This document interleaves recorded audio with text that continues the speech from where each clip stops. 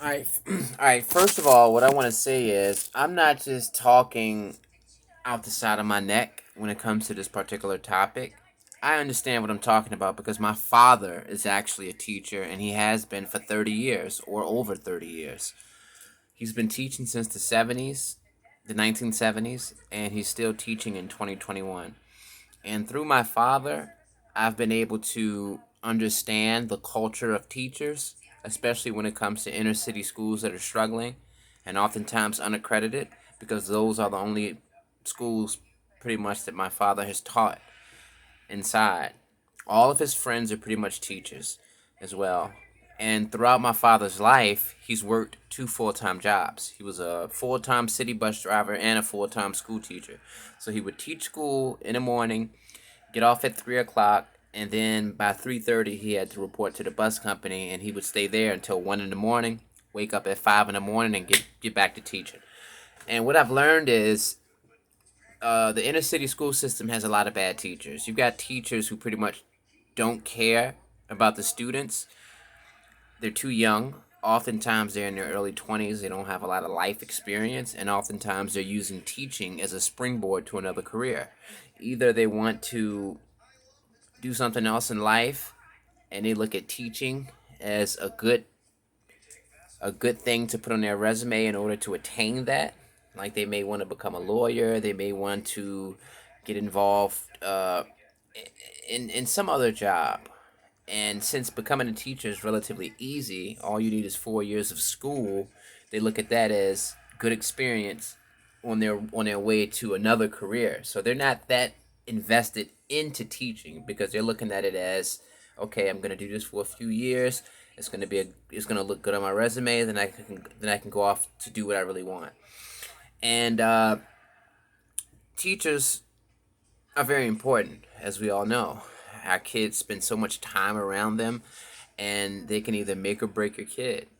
And what I've learned through having a father who's a teacher is the vast majority of these inner city teachers do not care about the students. My father, for example, would grade papers based on who he liked, and his friends do the same thing, allegedly. His best friend, who's a retired school teacher, had to retire early because he was seducing the children's mothers, and if they would engage in a relationship with him, he would pass them. The inner city school system doesn't have any sort of system in place to monitor their teachers to make sure that the teachers are actually doing a great job. And the inner city school systems are actually responsible for creating ghettos. People often make the miscalculation that bad schools in the inner city are a product of the ghetto, but I would actually venture to say that the schools are creating the ghettos. For example, at my father's school, they used to suspend over 20 students a day for various reasons, fighting, etc. Lots of pregnant students, and he teaches the seventh grade. These are 13-year-old kids. Got to a point 2 years ago where they decided that they couldn't suspend any more kids because if they continued to suspend kids at the rate that they were doing, they wouldn't have a school. So now they have a system in place where they send the kids to summer school, and as long as they show up every single day, they'll get passed to the next grade. Their academic performance doesn't matter because the way it works is these schools used to suspend these kids, and these kids would be left to their own devices in their neighborhood. Their parents would be at work. So you've got these neighborhoods filled with these kids who aren't in school. They dropped out or got kicked out. They have nothing to do, and oftentimes we blame those kids.